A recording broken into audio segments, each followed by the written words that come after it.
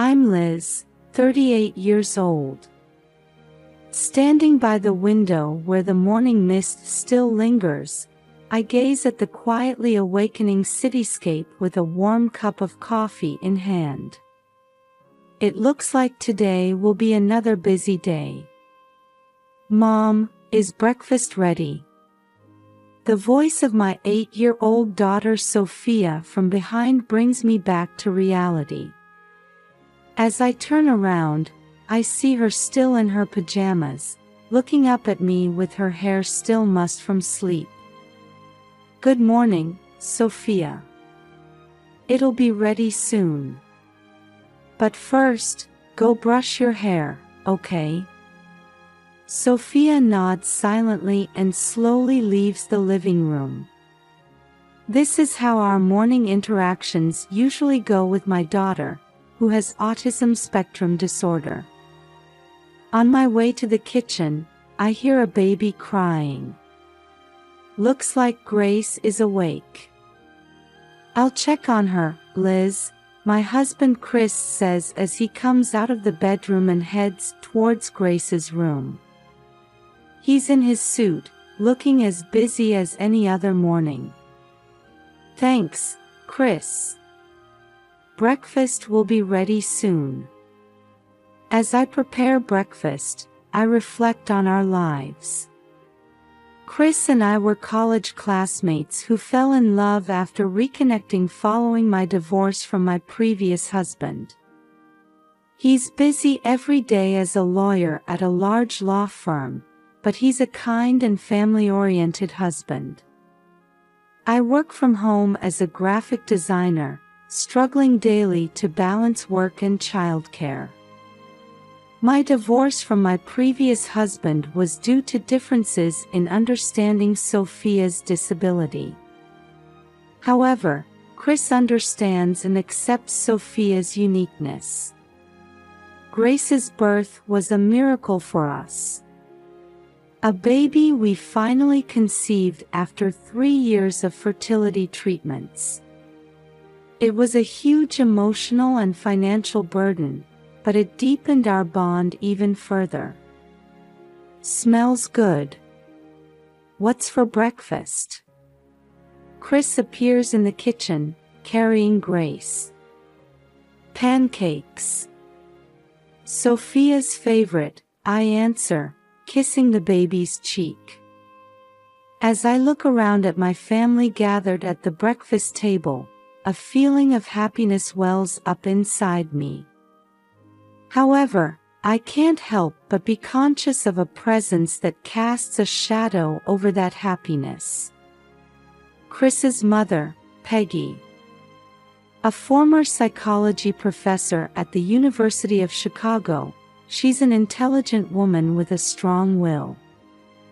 She's overprotective of her only son, Chris, and has shown disapproval of our marriage from the start.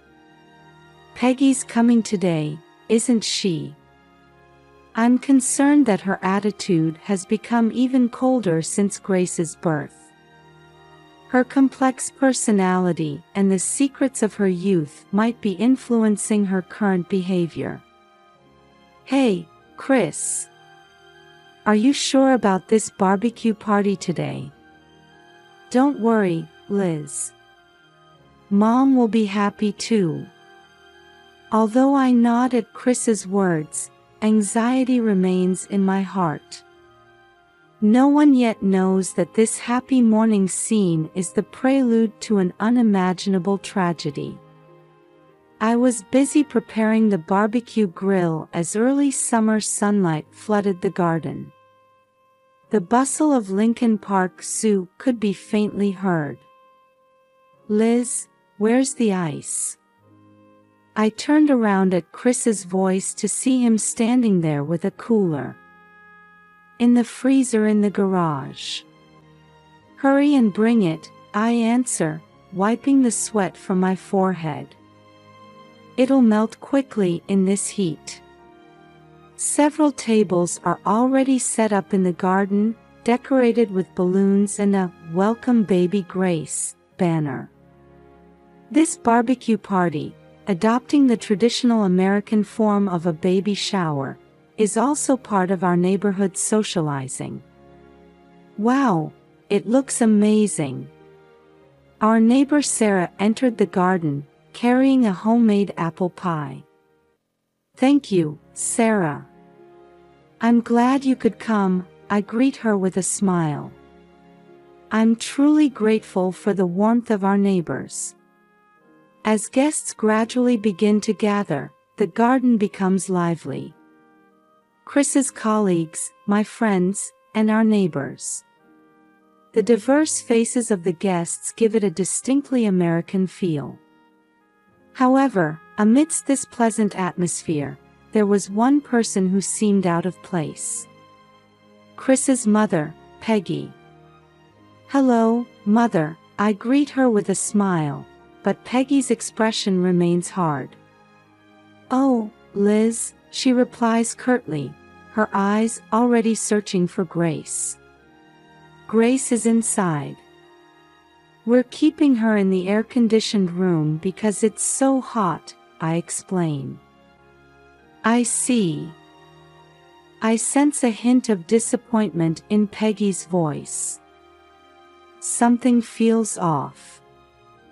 As the party progresses, I can't help but worry about Peggy's behavior. She seems to be constantly checking Grace's whereabouts and watching my movements. Hey, Chris, I whisper to my husband. Doesn't your mother seem a bit strange? Chris frowns. You think so?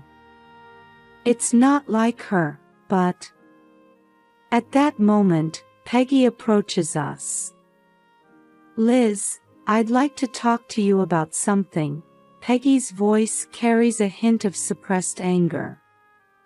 Of course. What is it? About your past.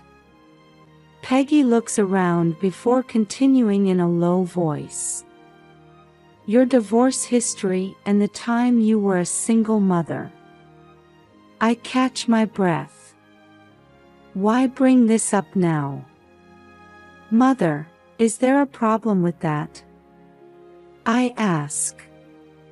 Problem? Yes, a big problem. Peggy's eyes flash sharply. You're ruining my son's life. What? My voice unintentionally rises. Chris hurriedly steps in. Mom, stop it. This isn't the place to. But Peggy wouldn't listen. You're after Chris's money, aren't you? I know about your struggles as a single mother. But I won't let you use my son. I freeze at Peggy's words. I had no idea she thought of me this way. The guests around us look confused by this unexpected turn of events. Mother, you've misunderstood. I truly love Chris. Just then, we hear Grace crying from inside the house. Oh, Grace is crying. Peggy suddenly changes her tone. I'll go check on her. With that, Peggy quickly heads into the house. Chris, we should go too, I say, unable to suppress my anxiety, pulling Chris's hand towards the house. As we enter, we see Peggy holding Grace in the living room. At first glance, it looks like a normal scene between a grandmother and grandchild, but something is off. Peggy's expression is more severe than I've ever seen it. Mother, please give Grace to me. I reach out, but Peggy backs away. Don't touch her. Her voice is trembling. This child.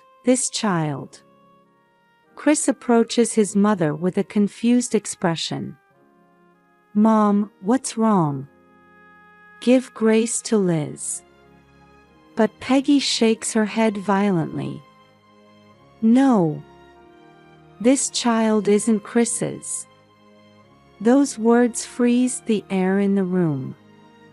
What are you saying, Mom?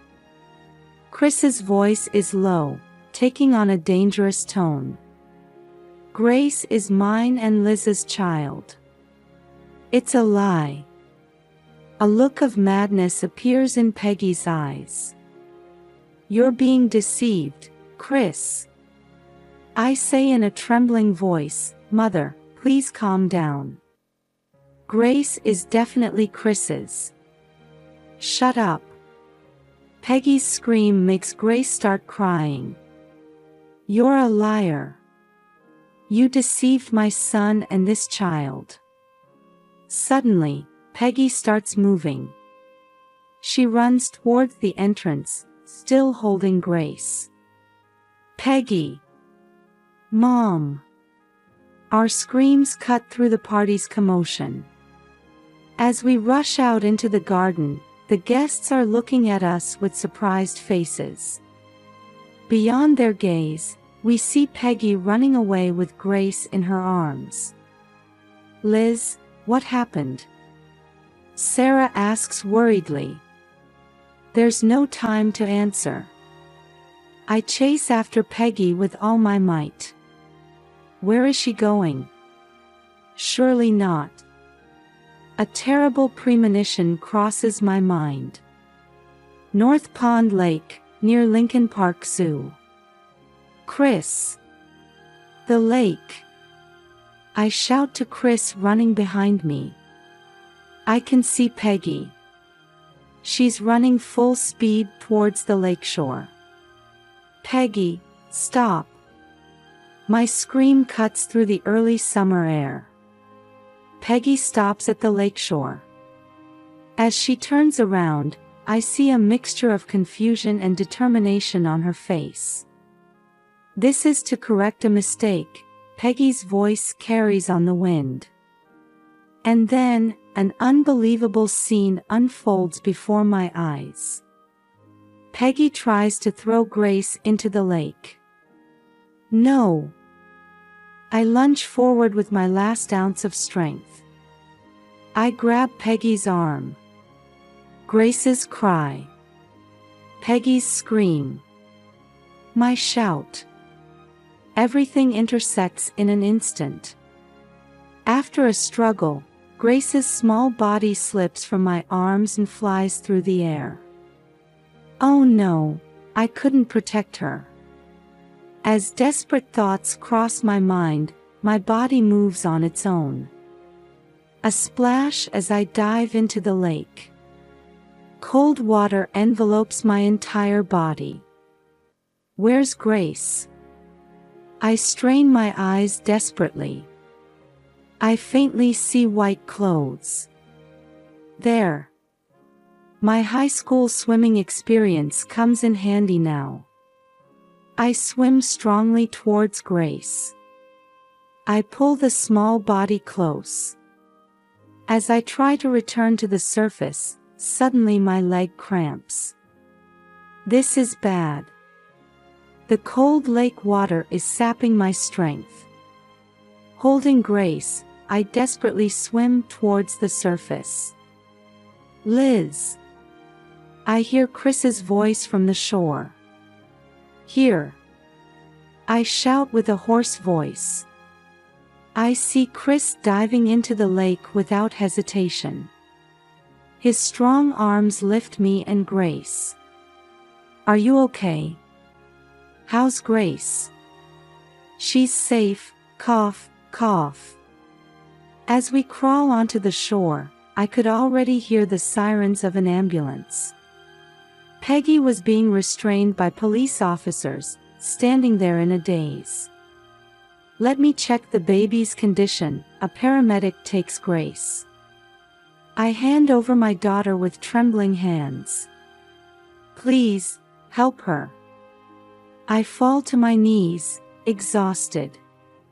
Chris supports me. Liz, you did well. Grace is okay. I cry with relief at his words. Around us, Party guests wear expressions of shock. Sarah brings us a blanket. "Ma'am, you need to be examined too," another paramedic calls out to me. As I nod and stand up, my eyes meet Peggy's. Her eyes show a hint of regret. "Why?" Peggy doesn't answer my question. While the police take her away, Chris watches his mother leave with a complex expression. "Chris, You don't need to say anything. Just rest now."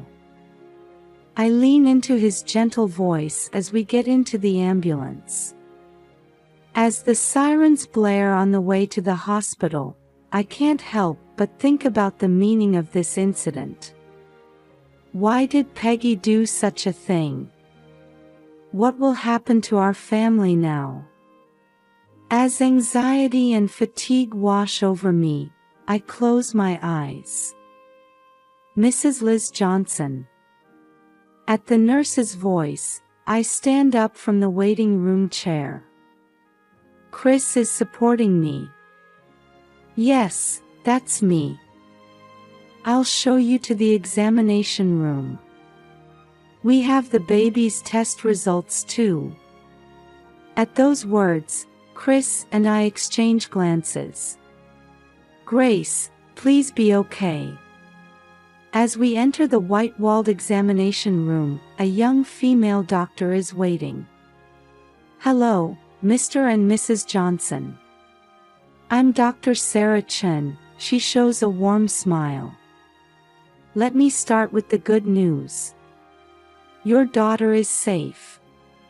At those words, my tension immediately dissipates. Chris squeezes my hand tightly. "Thank you so much." My voice trembles. However, since she swallowed some water, we need to keep her under observation for 24 hours. "We'll monitor her carefully due to the risk of pneumonia," Dr. Chen explains. Chris asks with a serious expression, "Is there anything else we need to be careful about?" "The risk of hypothermia has passed, but please be careful to keep her warm, at least for tonight. Also, we need to watch for stress reactions after the near-drowning incident." Dr. Chen adds gently, seeing our expressions, "Don't worry. Grace is a strong girl." Next, the doctor turns to me. "Liz, about your test results, fortunately, there are no major issues. However, you're showing symptoms of acute stress disorder." Acute stress disorder. I repeat the words. "Yes. There's a possibility it could develop into post-traumatic stress disorder due to this incident. I recommend counseling." Chris quietly says, "We'll make sure she gets it." Dr. Chen nods and starts writing a prescription. "I'll prescribe these medications. They're sleeping pills and anti-anxiety medication. Please use them appropriately." As we stand up, Dr. Chen adds, "Oh, and the police are here. They want to talk to both of you." Chris's expression clouds. "I understand." As we step into the hallway, a uniformed police officer is waiting. "Mr. and Mrs. Johnson, may I have a word?" Chris steps forward. "My wife is tired. No, Chris," I place my hand on his arm. "I'll talk too." The officer nods and guides us to a small room nearby. "Please tell me about today's events in detail." Chris and I take turns explaining everything from the barbecue party to the incident at the lake. The officer takes notes, occasionally asking questions. Peggy Johnson is your mother-in-law, correct? Yes, Chris answers. My mother, she's been acting a bit strange lately. In what way? Chris hesitates before slowly beginning to speak. My mother had a secret. That I was adopted. I look at my husband in surprise. Chris is adopted. The officer frowns. How does that relate to this? Chris lets out a deep sigh. When my mother was young, she had an unwanted pregnancy. That child, me, she gave up for adoption. A heavy silence falls over the room. And that relates to this incident, the officer prompts. Yes, Chris nods. My mother had been carrying this secret for years. And when we had a child, I take over from my husband. Peggy convinced herself that I was deceiving Chris. That Grace wasn't really Chris's child. The officer nodded in understanding. I see. Peggy Johnson is currently undergoing a psychiatric evaluation. The next steps will be determined based on those results. As we stand up, the officer adds, you've been through a terrible experience. Please, make sure to rest. As we leave the room, fatigue suddenly overwhelms me. Liz, it's okay now. Let's go home, Chris says. I nod weakly.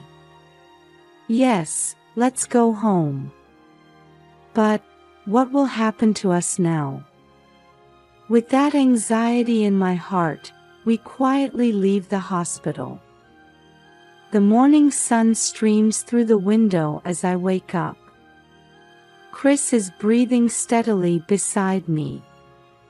If only yesterday's events had been a dream. I think as I head towards the baby's room. As I approach Grace's crib, I can see her small body moving. A sigh of relief escapes me. Good morning, my angel. As I pick her up, Grace touches my face with her tiny hands. That warmth gradually dissipates yesterday's fear. Liz. Chris's voice calls out. Are you okay? Yes, I'm fine. I turn around to see my husband standing there, looking worried. Grace seems fine too. Chris comes closer and embraces us. I'm so glad, really glad. Just then, the doorbell rings. Who could it be, so early in the morning? Chris heads to the front door. On the other side of the open door stands a familiar face. Dr. Chen. Good morning, Dr. Sarah Chen says with a smile. I'm sorry to intrude. I came to check on Grace. We invite the doctor in. Yesterday was quite an ordeal, Dr. Chen says as she examines Grace.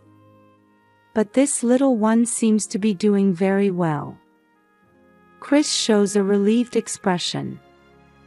However, something else lingers in his eyes. Doctor, Chris speaks up. Do you have any information about my mother? Dr. Chen hesitates for a moment before slowly answering. Peggy is currently admitted to the psychiatric ward. While we don't have detailed diagnostic results yet. But I prompt. It's likely she has complex PTSD. Those words make the air in the room heavy.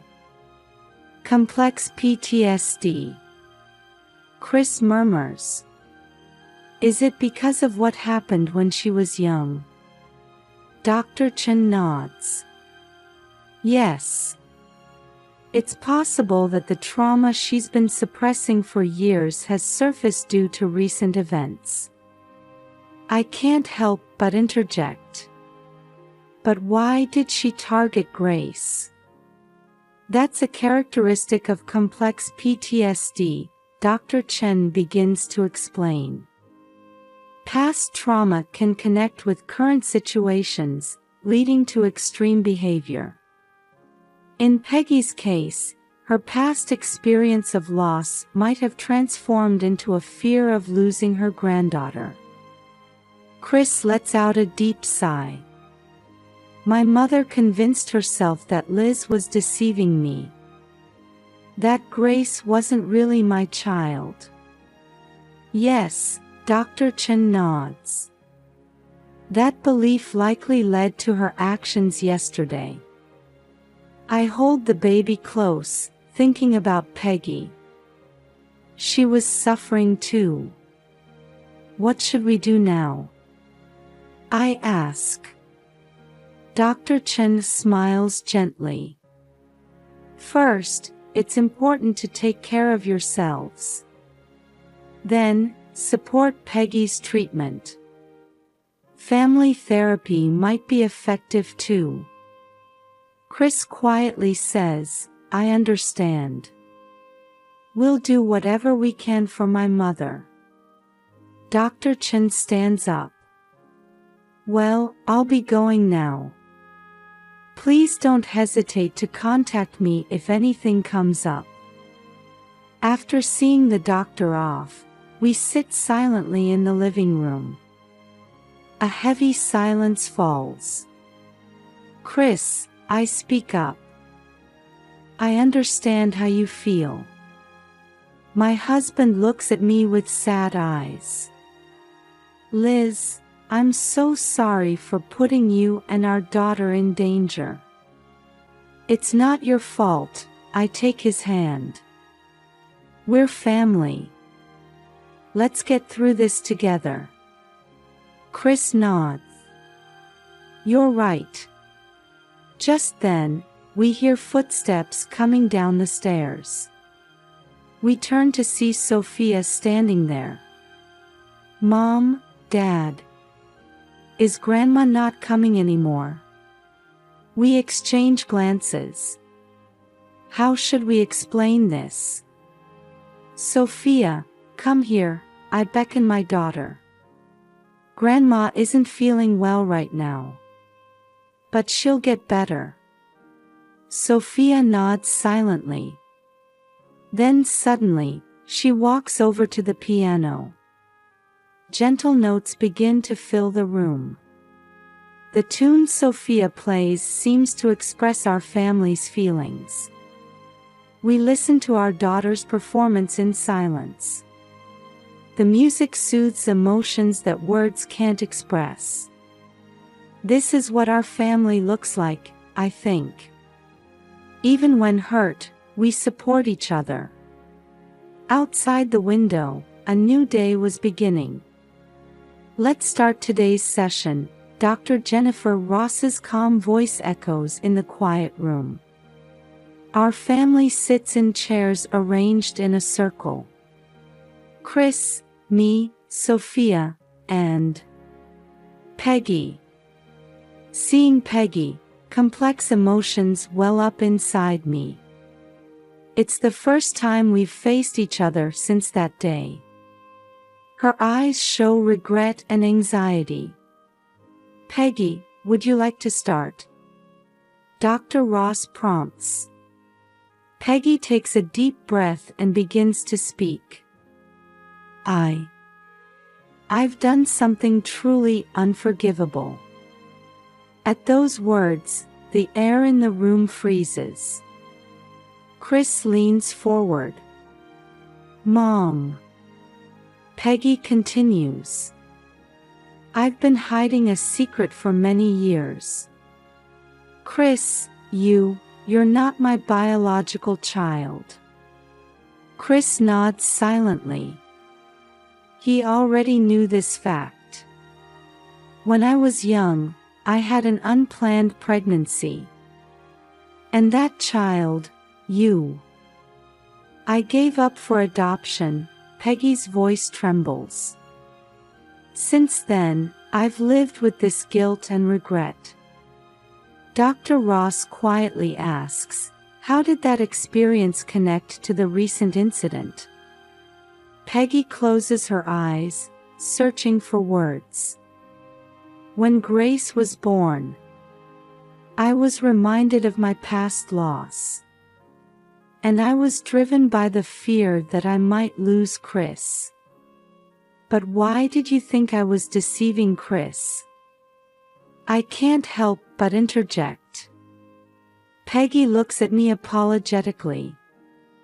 Liz, when I learned about your past, your divorce history and financial struggles, I imagined the worst. I thought you might be using Chris. Mom, Chris's voice resonates low. Liz and I conceived Grace after a long struggle with infertility treatments. I never told you about that process. Chris begins to explain in detail the hardships we experienced with infertility treatments. The repeated failures, the days we almost gave up. The days we kept hoping despite everything. I take over from my husband. Peggy, Grace is undoubtedly Chris's child. She's the fruit of our love. Tears well up in Peggy's eyes. Oh, what have I done? I was so trapped in my own fears that I hurt you all. Dr. Ross says quietly, past traumas can greatly influence current behavior. Peggy, you're now facing and trying to overcome that trauma. In the silence that follows, Sophia suddenly stands up. Grandma, her voice is small but clear. I loved the cookies you used to make. Will you make them for me again? Peggy looks surprised, then smiles through her tears. Yes, of course, Sophia.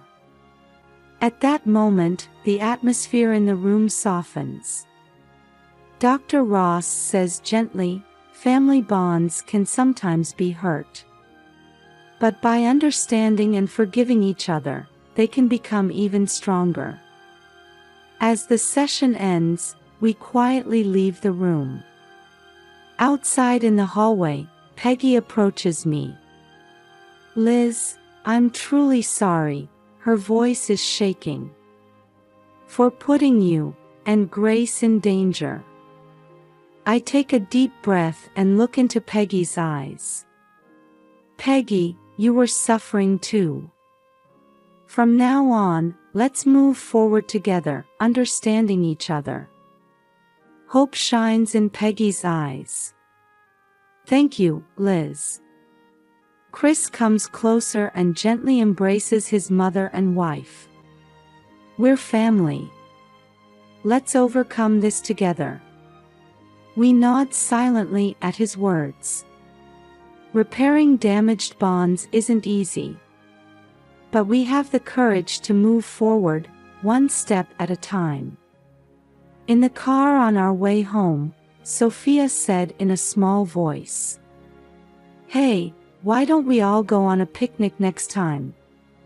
We look at each other and smile. It feels like we're starting to see the shape of our new family.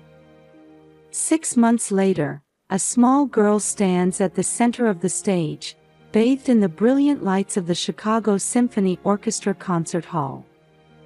Sophia takes a deep breath and sits at the piano. In the audience, we, her family, watch with nervous expressions. Chris whispers, "Do your best, Sophia." I hold Peggy's hand, sitting next to me.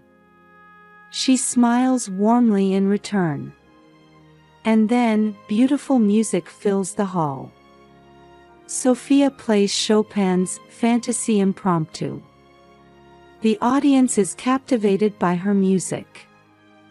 I close my eyes and think back on the past 6 months. Family counseling, reconciliation with Peggy, and Grace's healthy growth. Our journey of overcoming difficulties resonates with Sophia's music. As the piece ends, loud applause erupts. Sophia looks at us with a beaming smile. At that moment, I was certain. No matter what trials await us, we can surely overcome them. Because we are family. On the way home, holding Grace, I looked up at the sky. A new morning awaits us, filled with hope.